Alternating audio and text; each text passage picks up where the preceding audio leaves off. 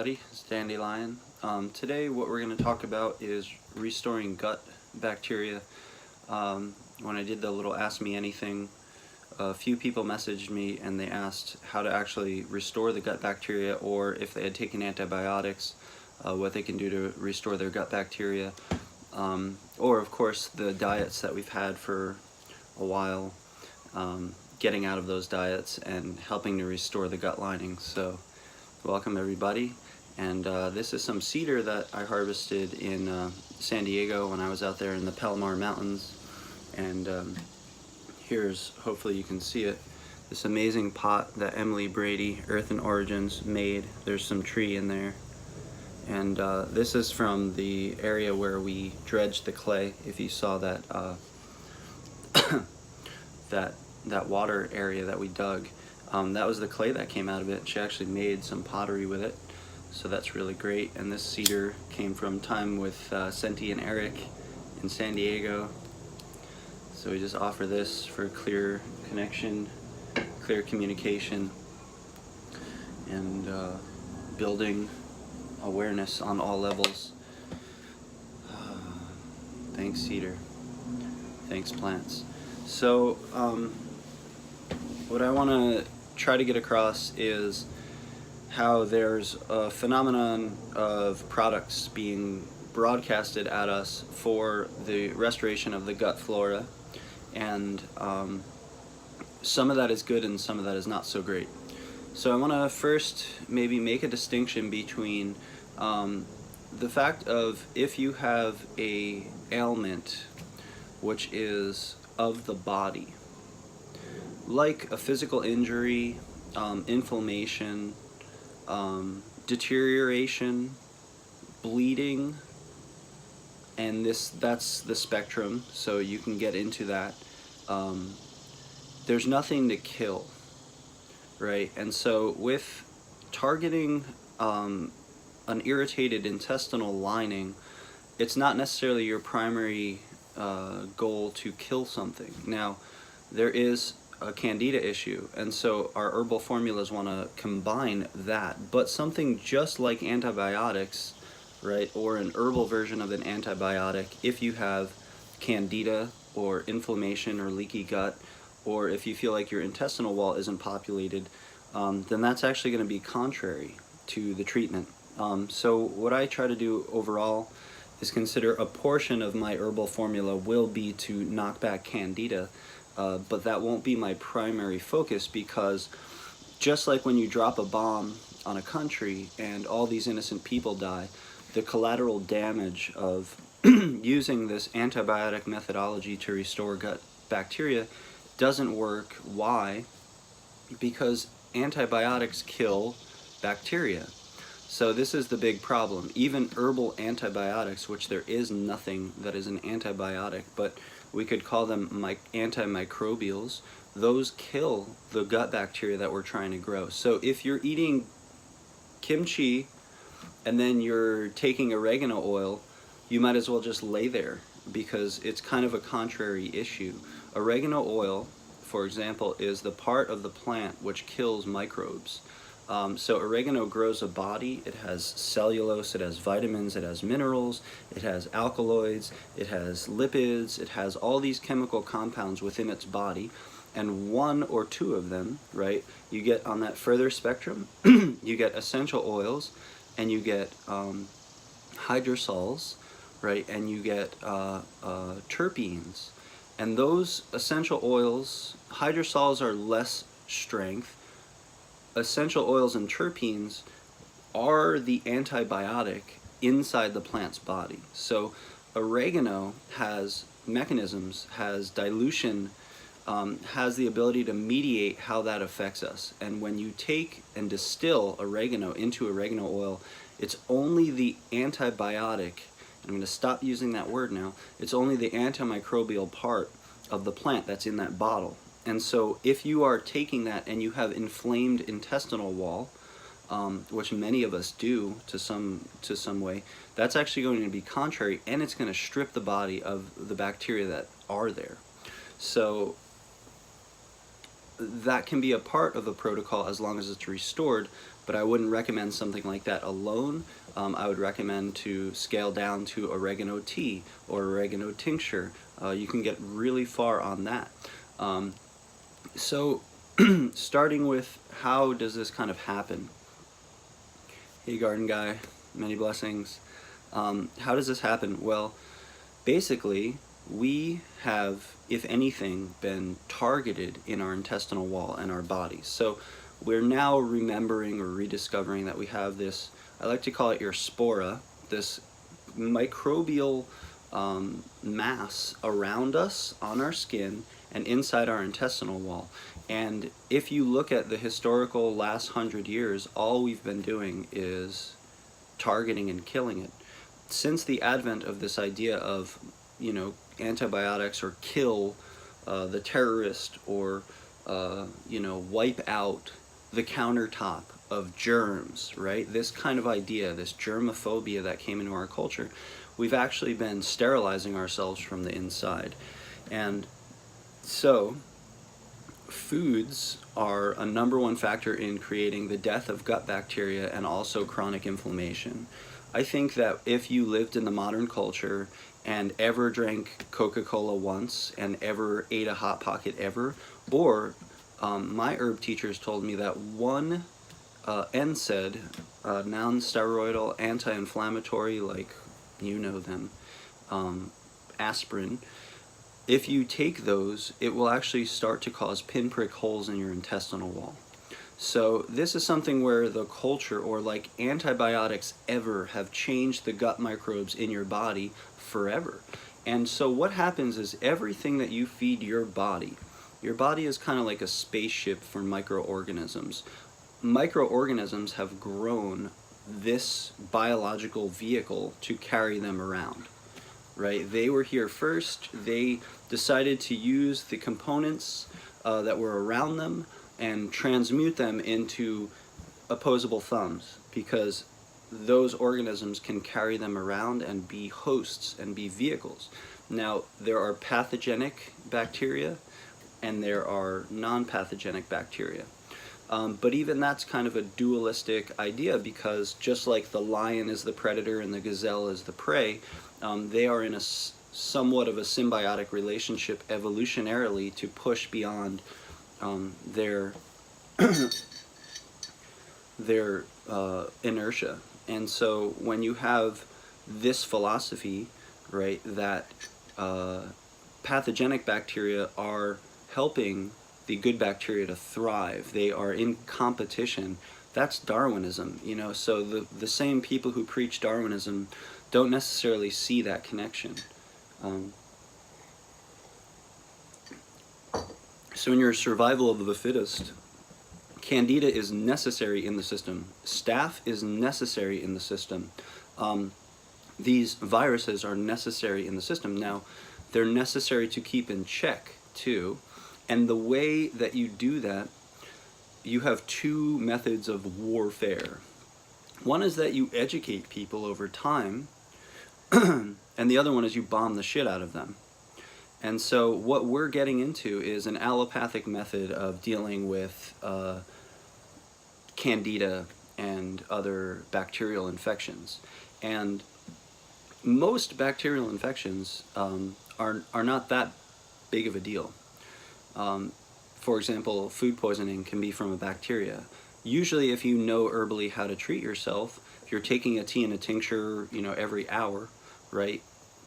Black walnut, pau d'arco, lemon balm tincture, and then tea of oregano, thyme, and tulsi, and ginger, right? Doing that every hour to 2 hours, something like a food poisoning won't last very long. Then you can take, you know, bentonite clay or whatever it is.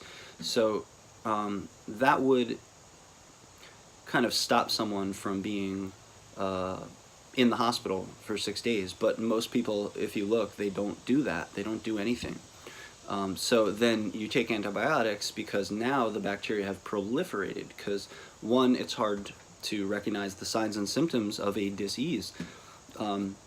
So that's where our education comes. When you can recognize the signs and symptoms as early as it can be, So for example, psoriasis or eczema or inflammation in the body is a sign that candida is proliferating. And if we start to mediate that process, then it doesn't get to the point that it could, right? And so when you have this connection between gut microbes and then pathogenic microbes, we see how we work on these treatment protocols. In our modern world, what we've done is we've basically fed the bad bacteria, right? So wheat, gluten, sugar, carbs as a whole, white potatoes, bananas, alcohol, that all turns into sugar in the body. Turns exactly into sugar. So what we've really done is we've taken a diet where a child is born, right? If it's a cesarean section, it's a huge disadvantage. If it's a child who doesn't get the colostrum from breast milk, a huge disadvantage. Those are ways that we get colonized with these bacteria. If then for your first birth you get 30 to 200 vaccines, many with chemicals that also kill microbes, right? Let's just keep it at that. Then you have an ear infection, you get antibiotics.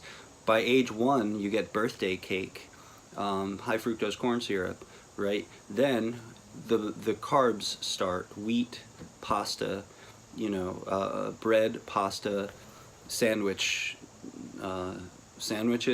oatmeal even. Oatmeal is good, but oatmeal also is a simple carb which turns to sugar. So all of this dietary carbohydrates plus white sugar causes gut dysbiosis. It causes those bacteria to scavenge or eat sugar, which then makes secondary metabolites. So the way this works is we put the food in, we consider the food like compost for the bacteria creatures in the gut. And they eat that. And then they make secondary metabolites. A secondary metabolite means you make them too. It's called poop. And so the bacteria then eat and they poop. And if it's healthy food, if it's good food, what they poop is the DNA of the thing that we ate, right? So instead of breaking down an antibiotic into the system, which then gets dispersed throughout the system entirely, if you feed it broccoli, well then the chemical composition of broccoli gets broken down into individual components like minerals, vitamins, alkaloids, the things that plants have made for billions of years, and then going into the intestinal wall and then into your bloodstream. And therein lies the first problem. So if we've lived a life where ramen noodles and Hot Pockets and Wonder Bread and Bisquick and Coca-Cola to wash it down and Slurpees and all of these things, we have not only dysbiosis of our probiotics, right? So the probiotic ratios are out of balance and candida is thriving. We also have these secondary metabolites which go into the bloodstream, which cause inflammation. So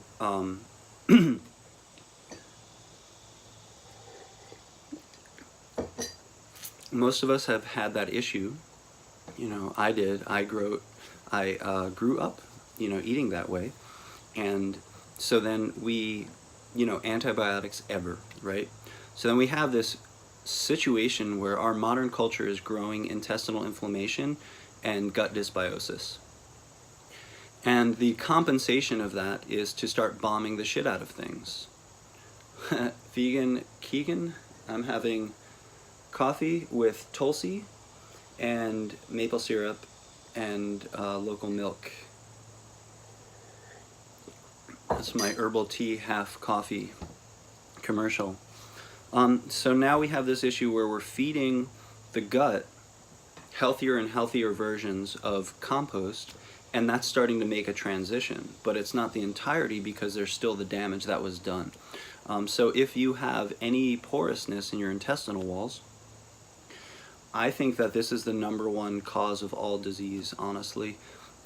When we have Tulsi, what is Tulsi? Tulsi is my favorite plant. Ocimum sanctum. There's 3 varieties: Krishna, Vana, and what's the other one? Oh, I can't get it off. Sorry, here's your commercial again. Back to that point. This is Tulsi. So it's holy basil. It's in the basil Ocimum. Basilicum is commercial basil, traditional basil, and Tulsi is an adaptogen. It's really helpful for mood. It's really helpful for stress levels, physical stress, emotional stress. It's really helpful for circulation, urination, but not procrastination. So back to, we get to this place where our intestinal walls have some porousness, some holes within it from the situation, and basically when you have something like an astringent helps to tonify and tone the cell tissue, but lack of astringent capacity makes the cell tissue open up. And so our intestinal walls are cell tissues, and when we, for example, overeat to an excessive amount, we stretch our intestinal wall out, and that goes flaccid. I mean, this is how every cell tissue in the body goes, including like what leads to something like a prolapse, right? A uterine prolapse, or the prolapse of a colon, or prolapse of your sinuses. I'm sure you could, I guess it wouldn't be a prolapse, but this openness, right? This looseness, and astringent plants, right? So that's where the whole idea of eat, some raw greens, eat things that are bitter, right? So the brassica family, lettuces, things like that are going to help tighten and tone the tissue, but then there are also herbs that help. Witch hazel, for example, black walnut hull, even green tea is tannic, right? And tannin is astringent, and so that's one class of herbs that we're going to look to. Red raspberry is another one. Those are a class of herbs that we would look to restore the gut lining, or at least that's like the allopathic version of the start of healing the gut. But it can't be the only thing, because it's only temporarily tightening cell tissue. And then you think about what's on your intestinal wall. Is there probiotics, or is there a bunch of candida? Now, how can you tell? Candida causes inflammation and psoriasis, skin rashes, pimples. Those are all signs that your intestines, right? So look at your skin as your intestines on the outside. And so whatever the state of your intestines are will express itself on the skin surface, because it's actually the same exact cell tissue. That's just the inside out part of our body. This is a hollow tube, right, which is populated with very similar microbes. So we've gotten this position where we're bombed with all kinds of antimicrobial compounds. Just to add to that, chloride and fluoride in our water is put in the water to kill bacteria, so that nobody sues the water company for a bacterial infection, or a viral infection, or getting whatever. They're not measuring the levels of antibiotics and birth control pills and heavy metals. And if they are, they're saying, oh, it's safe. And if it's not safe, somebody lobbies to move the standard so it's safe. And that's something we should all be considerate of as well. So we have this porous intestinal tissue, and then the question is, what's growing on the surface? And I want to use the metaphor of a compost system. So when we have a compost system, you may know that compost needs to heat up, right, in order to be activated. And what heats up is actually the bacteria that are inside the compost system. And what they do is they eat the brown, they eat the leaves or the straw or the grass clippings or whatever it is that's actually helping to grow them and proliferate, and they heat up. And so as above, so below, as within, so without. And so the compost system was internalized by Homo sapien. And that's been something that's like everything decomposes and eats and makes a secondary metabolite, which is called soil. Okay?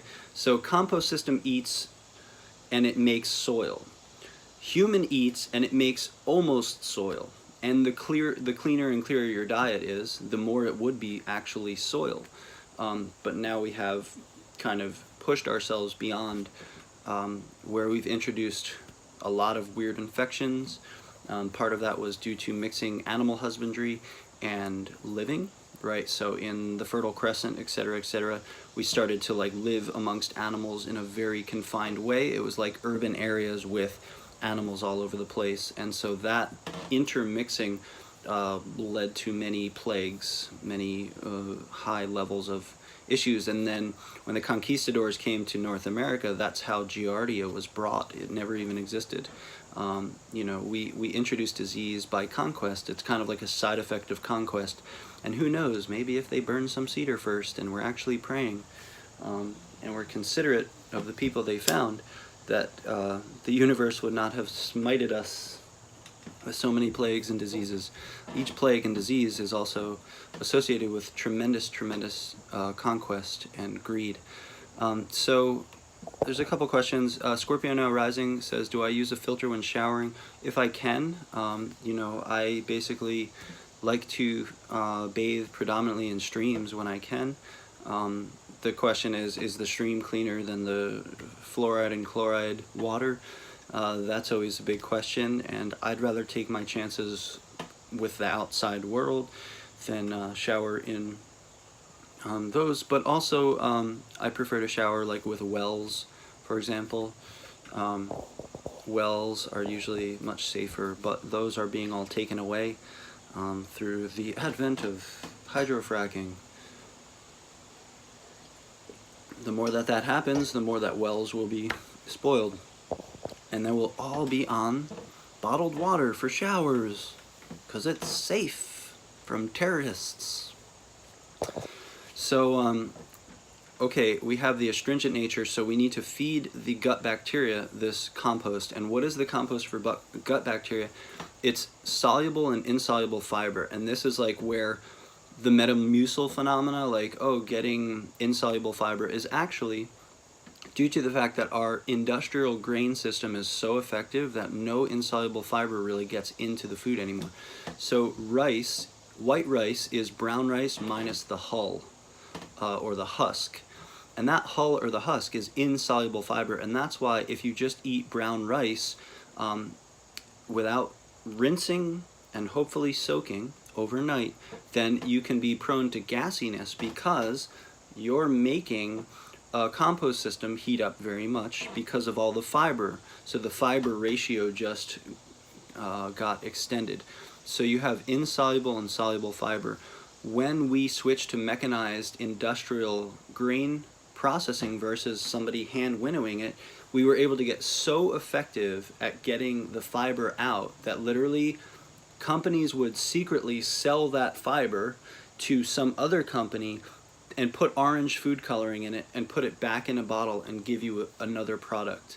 So now we have things like psyllium husk, we have the other orange crazy stuff, which I am scared of. All of that is an attempt to restore the gut fiber, right? And that is actually what feeds the gut bacteria. That's their food.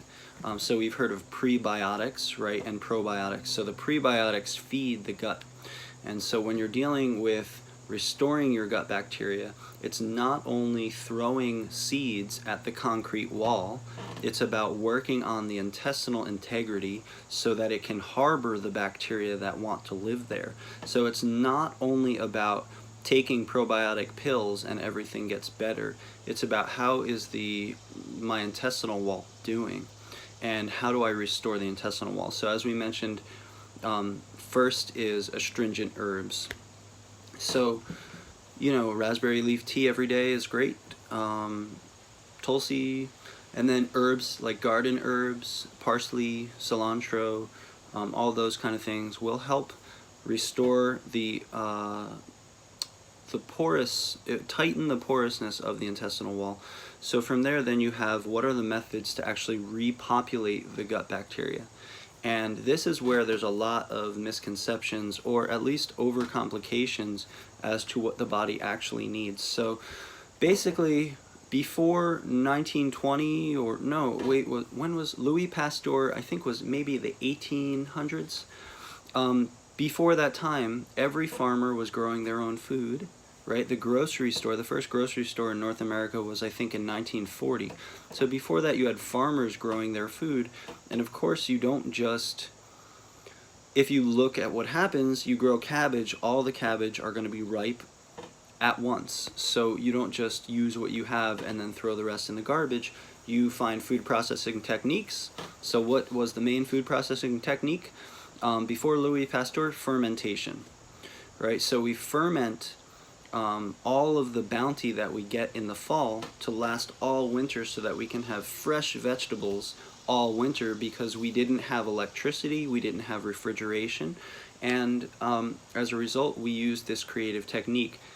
But the side effect of the creative technique is that it was giving us trillions and trillions of microbes all the time. And that just basically stopped like 50 years ago. And so now we've had this co-evolutionary relationship where the bacteria tricked us into eating them, and they were actually performing a certain biological function on our bodies. Now we totally flip-flopped into kill them, kill the bacteria, they're demons, and no fermented food. Fermented food is yucky, fermented food has cooties. And so that's now the societal method. That's the way most of us have grown up. Or then on top of that, goes so far as to spray chemicals in your atmosphere, or plug in those little chemicals to disperse in your atmosphere, or use essential oil diffusers all the time. All of this is going to do the same thing, which is contribute, or cleaning products, right, is going to contribute to killing off the microbes. Because where do those microbes grow? In and around you, right? They're all over the walls, they're all over countertops, they're all over the place. They are a colony that colonizes the entire surface of the world.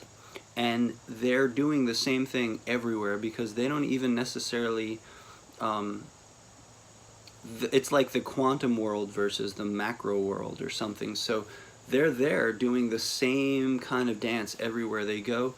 They're analyzing the environment, they're getting DNA, they're analyzing that DNA, they're eliciting responses, and they're reproducing. And most bacteria reproduce every 20 minutes. So they can change their genome structure within 20 minutes. And so if you give them an antibiotic, they make what's called an afflux pump, something like that. I think that's what it is. And they just poop out the antibiotic. It's made so that it can't even go into their body. And so we've taken largely taken the wrong approach, which is kill the demons, kill the bad, kill the bacteria. Bacteria is what causes diseases, and that's mistaking bacteria for germs. And that's not actually accurate, and that all came from the germophobia movement, which got us off of fermented vegetables. So now what we do is we don't want to eat stinky kimchi. We buy these really expensive pills, because that's always fixes everything. Didn't you learn that from allopathic medicine? You just swallow pills and it fixes everything. And so we've got now a huge phenomena of probiotic pills, and then mistaking kombucha as a probiotic, eating yogurt that's been pasteurized, which has barely any probiotics in it. And so then what's happening is anything that gets pasteurized, all the bacteria get killed. And that's where the end of fermentation occurred, because when Louis Pasteur helped us can instead of ferment, and we saw convenience there, we completely abandoned the idea of fermentation, and now we have legal standards to pasteurize almost everything that gets in the store. So even when something in the grocery store says raw, like your $14 jar of kimchi that's 4 ounces, it could have been flash pasteurized. And as long as the legal limit is under 108 degrees or 110 degrees, then that's considered raw. But you're definitely killing off lots of bacteria that way. And there's a really easy solution. If you have hands, a knife, and a cutting board, and vegetables, and a jar, you can make your own. So Janina Narves says kombucha isn't a probiotic. Kombucha is claimed to have prebiotics, which are the little strands that are floating in there. Those are fibers, those insoluble fibers, so that helps to feed the probiotics that you have inside of your body. Now, what does sugar do? How much sugar is still in kombucha, right? What is the quality of the sugar of kombucha? You think they're using the best, most organic, super hippie, fancy sugar, or are they cutting costs on large amounts of white sugar? The sugar doesn't turn into invisible ink. A lot of people act like that, like the sugar of kombucha just disappears. There's also a way to make jun instead of kombucha. So if you're making your own, you just switch to honey and green tea, and that can make jun culture. And then, is the kombucha that you're buying pasteurized or not? And then further, if it is pasteurized, then what they're doing is they're actually then adding, just like to yogurt, pills.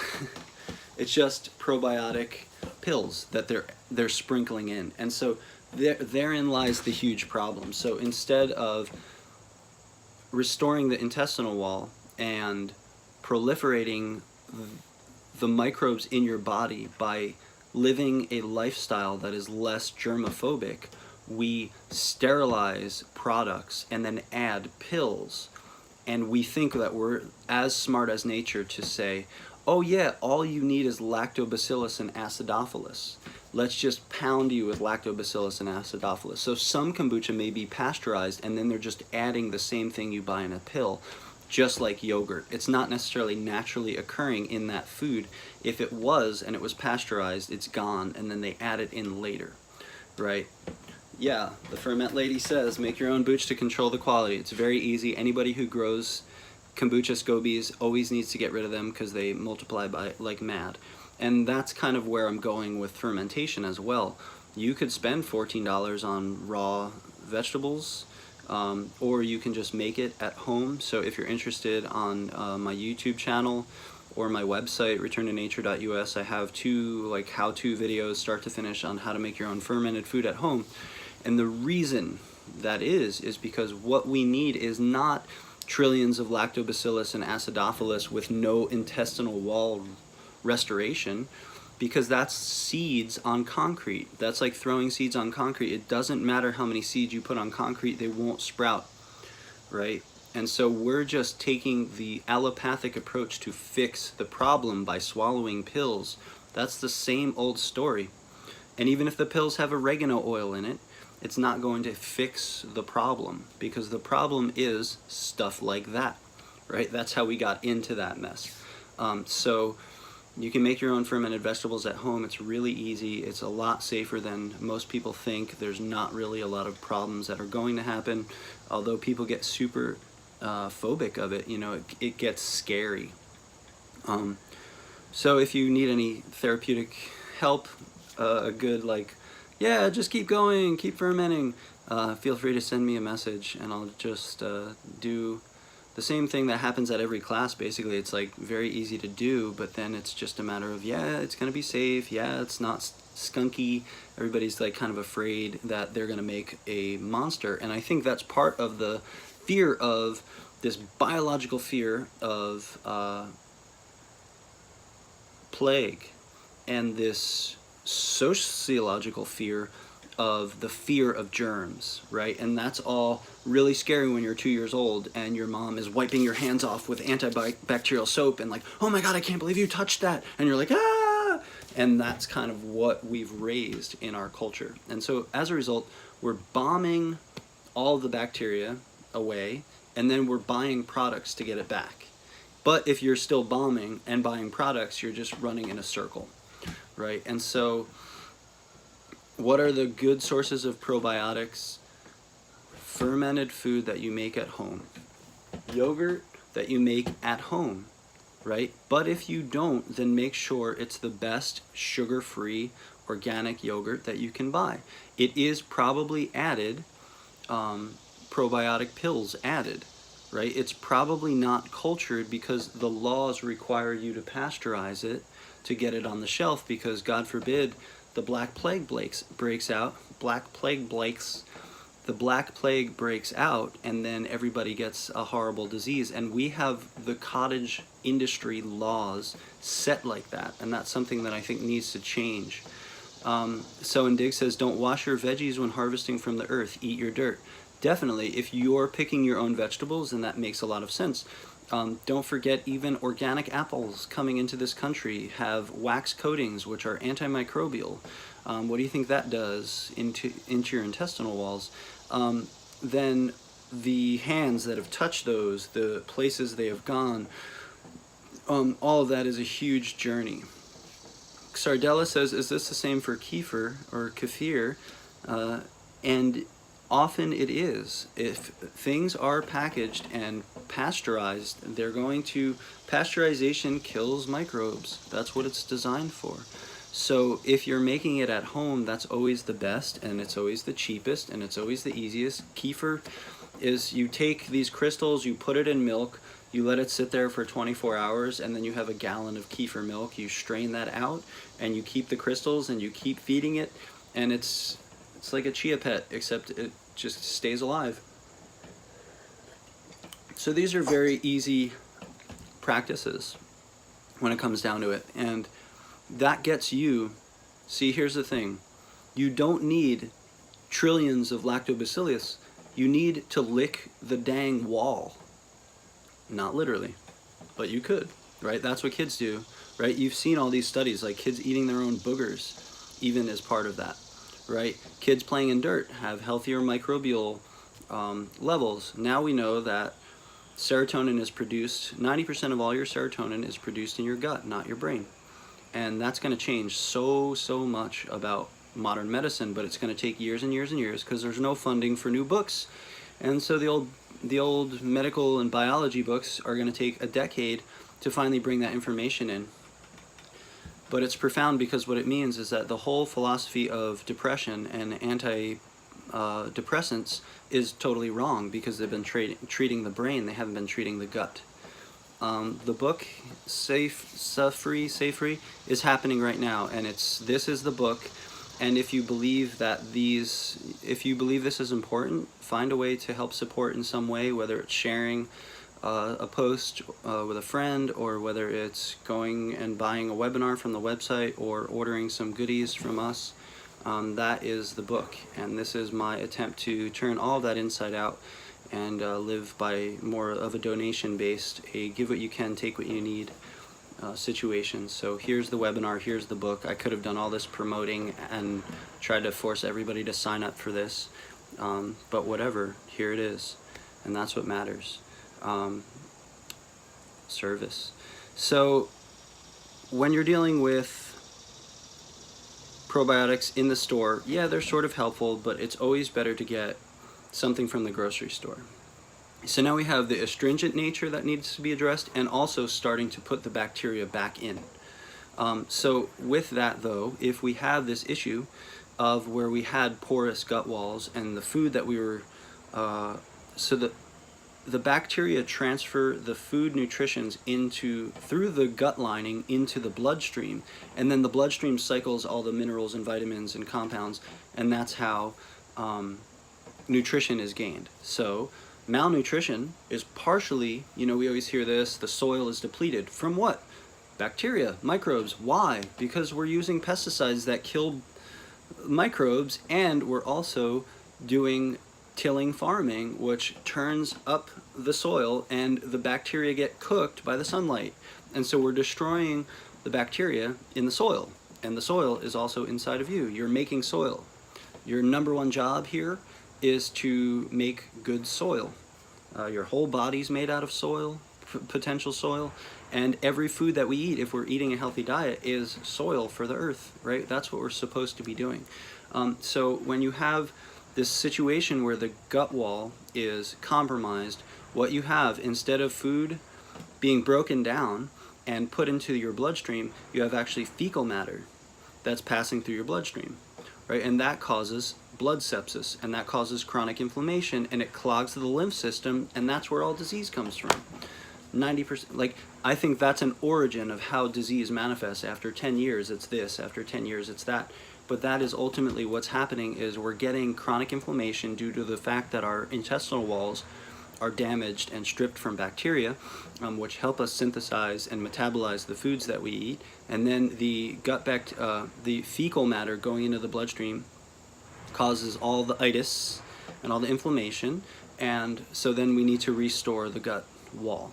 And so the other ways of restoring the gut wall, one is astringents, but astringents is like using treating the symptoms. So yeah, you can always tighten the gut wall temporarily, but then it'll go flaccid, right? You can keep drinking that tea and it'll go flaccid. So what else do we need? We need to make sure that we have other aspects to that. So lymphatics, right, and liver tonics are going to help cleanse the blood. Precisely, Scorpio now rising. Milk thistle is also a bitter. So basically bitters help to cleanse the blood from that issue.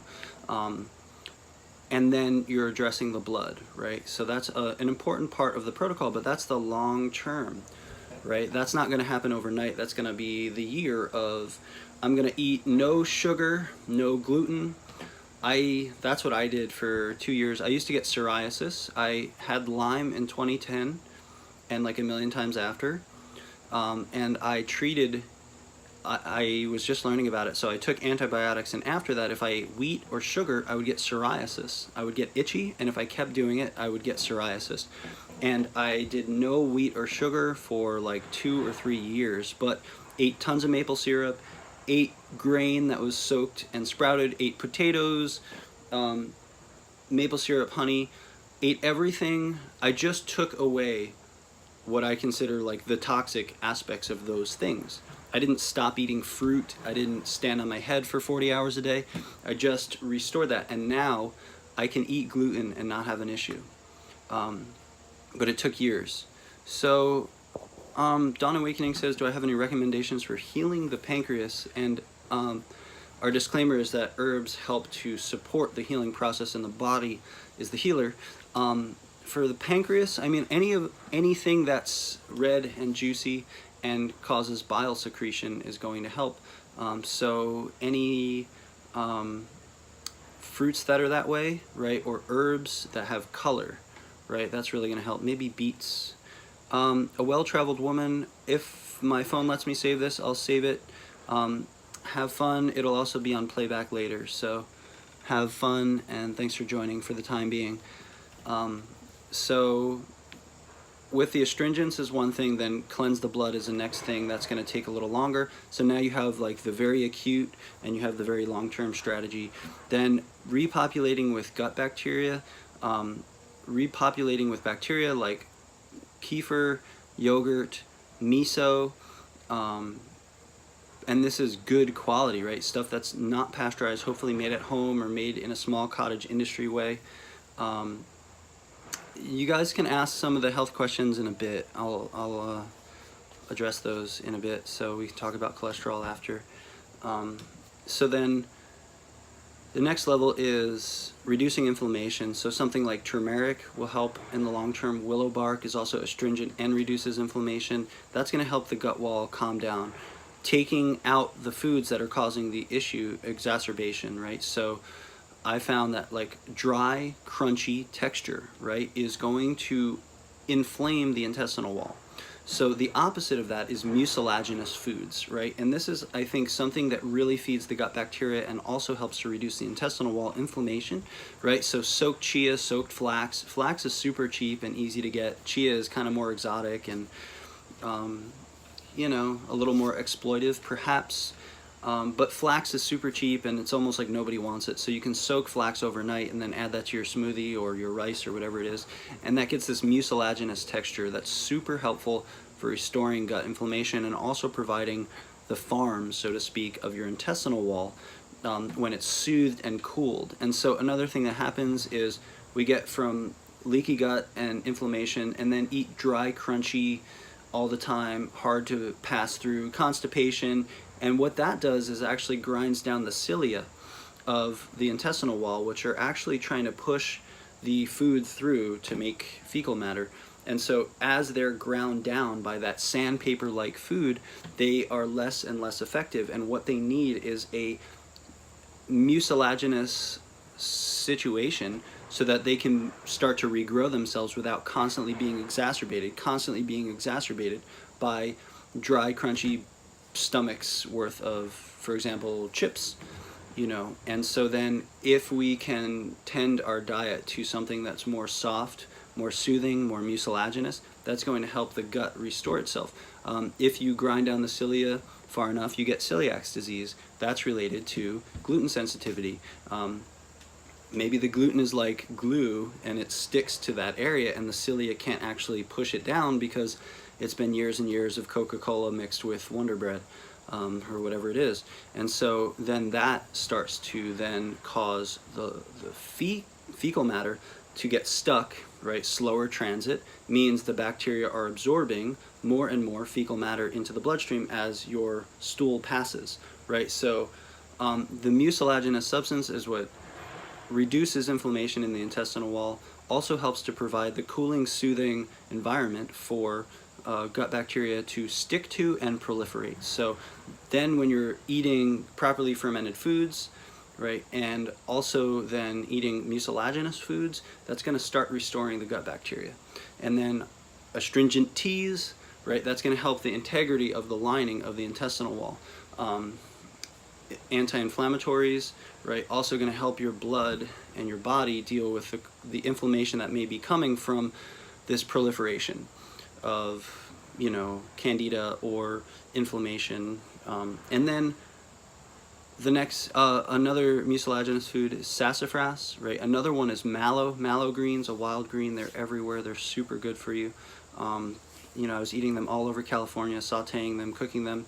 A cold infusion is best for making mucilage. So if you have prickly pear is another one, mucilaginous, aloes mucilaginous. Don't eat the skin of the aloe. That's what would you call it? Laxative, highly laxative. But just the gel inside restores the intestinal wall and reduces inflammation and helps proper transit time.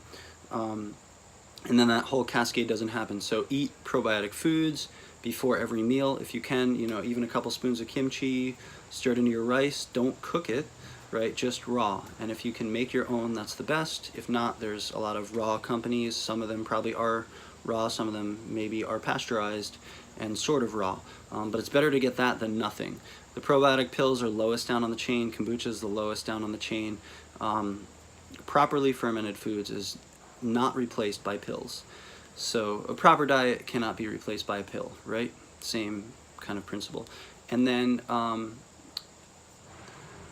what was the last step to this?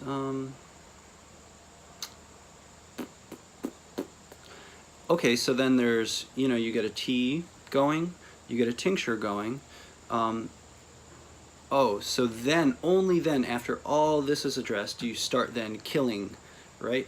So now you have the restoration effort going on, and then you can start targeting, well, you probably have an overgrowth of candida, especially if you have acne going on, if you have psoriasis, eczema, if you have chronic inflammation as a result of this process. So the other aspect would be then start to introduce certain antimicrobials into the system in systematic times so that your body can kill off the candida, but not necessarily kill off all your gut bacteria with something really harsh. So that doesn't necessarily mean a candida cleanse, you know, like something harsh. It means like maybe you have a black walnut tincture and you take that maybe 1 day a week and you eat very minimally or no carbs, right?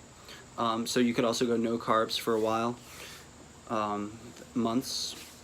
You can also consider that any of those teas like lemon balm, tulsi, ginger, peppermint, spearmint, all that stuff, is oregano, thyme, rosemary, all that's going to help to give your body the chemistry to keep the candida in balance. Because the thing is, your body is going to have some candida. It needs to be put in check, and the way it's put in check is that all the other microbes are surrounding it so that it can't proliferate.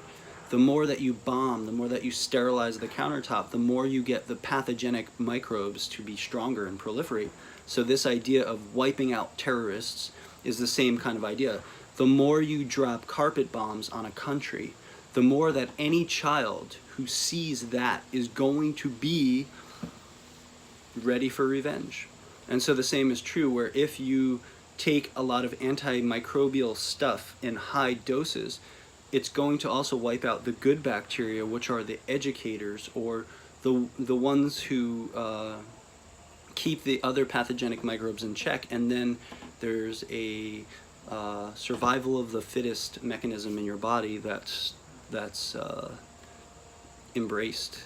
And then the DNA, the body, learns to produce antibodies and compounds around keeping that in check. But if you just rely on it from the outside, the body's natural system shuts down, right? So if you have staph on your skin, right, if you get a cut and there's molecules, whatever you'd call it, of staph, right, that's getting in there, and it's going into your DNA, and it's going into your lymph system. Your lymph system is analyzing that and producing antibodies and microbes and compounds, chemical compounds, that if the staph ever proliferated, it would elicit a response. Now, if every time you got a cut, you would sterilize it to no end, you wouldn't get that homeopathic dosage, practically homeopathic dosage of staph into your system.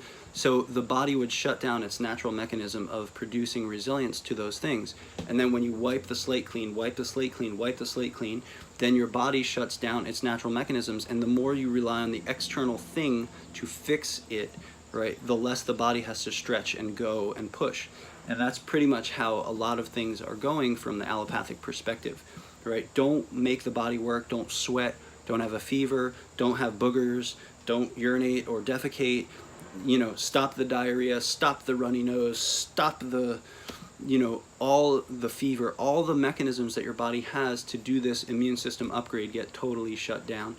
And so, I like bitter, astringent, cooling, soothing, mucilaginous herbs for restoring gut bacteria and helping the intestinal wall. And it's going to take a couple years. It's not something that happens overnight.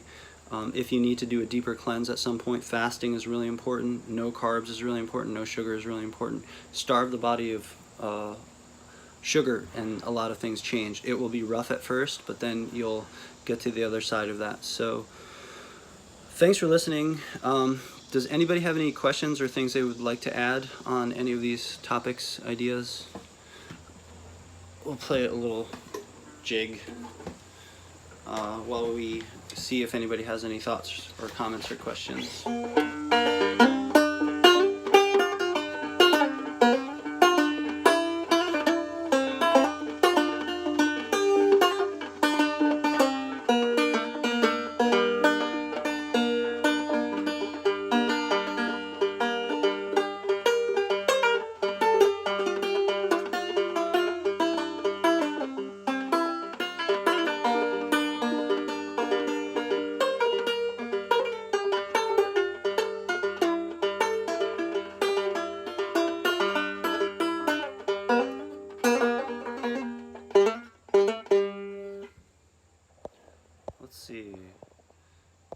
The bacteria love. Maple syrup, I think, is totally great. I'm a maple syrup addict through and through. I have probably like a half a cup of maple syrup throughout the day. I put it in all my teas. I put it in my coffee.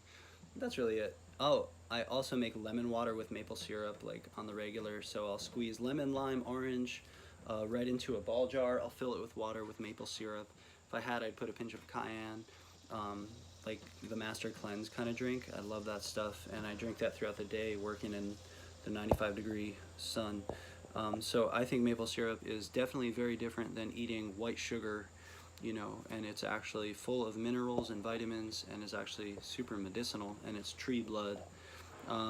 Ferment Lady, thanks for joining. Many blessings to you. Keep on fermenting and putting the bacteria, you're serving the bacteria's agenda of getting inside of our bodies.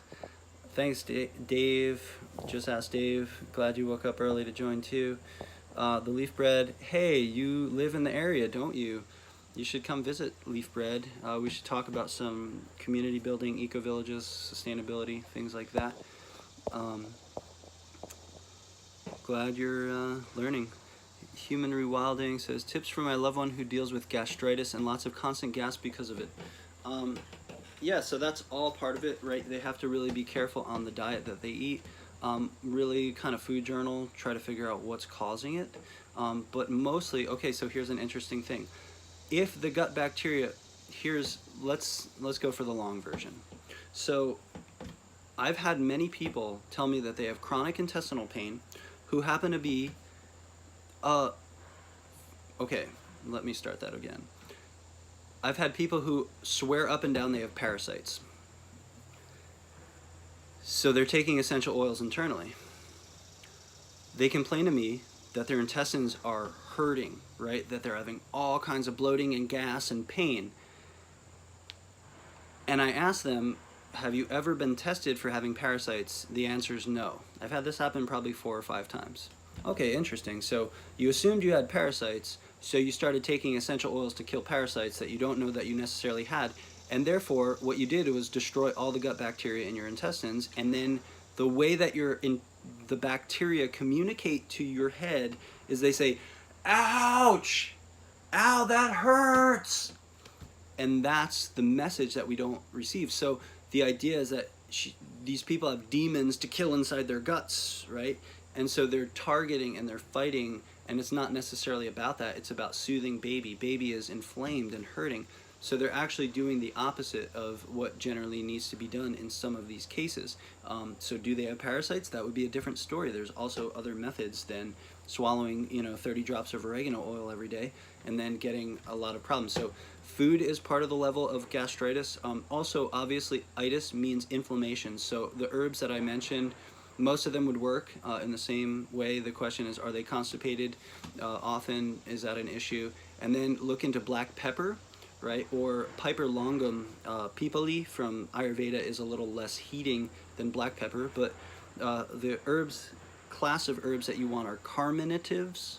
And so just look up herbal carminatives, and any of those should work in combo of tea, a little sprinkled on the food, and then make sure that the food is working for that person. If they are getting constant gas and bloating, they don't have proper fermented food in their diet, and the bacteria is all wiped out, right? So that's part of the signal that's happening.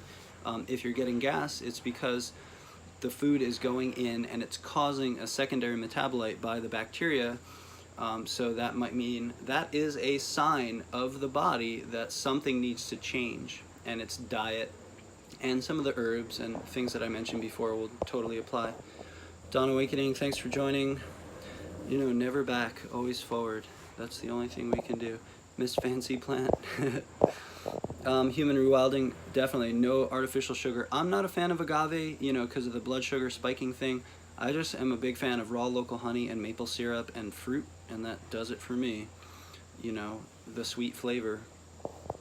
Oh, I forgot. Instagram kicks you off after a time. My thoughts on spirulina and chlorella, they're great as long as they come from a good source. Thanks for asking, Time. What's up, Santewa? Time says, hope you're back. Thanks for answering my question on Lyme the other day. No problem. I'll try to do, everything I can to help answer any questions, and sometimes it'll become a live video. I had 3 or 4 people ask me based on the Ask Me Anything. People messaged and asked for this, so thanks for the idea, and this is kind of the interactive thing that we'll do. Reading Regrow and Rewild with 1 minute and 18 seconds left. Resilience, put down the chemical soaps. Yeah, I mean, that's the thing. Just don't worry about, other people making their choices. Just try to do your best to be the example. And who is open will listen, and who isn't won't, and that's somehow all okay. Regrow and Rewild says, would like to hear your thoughts on the body's largest organ and the antibacterial assault on it? Well, yeah, I talked a lot about that. That was kind of the beginning, how the skin is the largest organ and it's being assaulted by these antimicrobial compounds, so we need to be mindful of how to regrow them. Cool, well, thanks for joining and sending lots of love and blessings, and I'll be back soon. God bless you. Thank you, plants, for all that you're doing for us. Please continue to help us awaken and open our hearts and our minds, and may we serve the earth in whatever way we can and help to catalyze and be the facilitators of this change. And remember to buy from local farmers wherever you can, and support herbal cottage industry whenever you can, and sustainable everything. May it be so.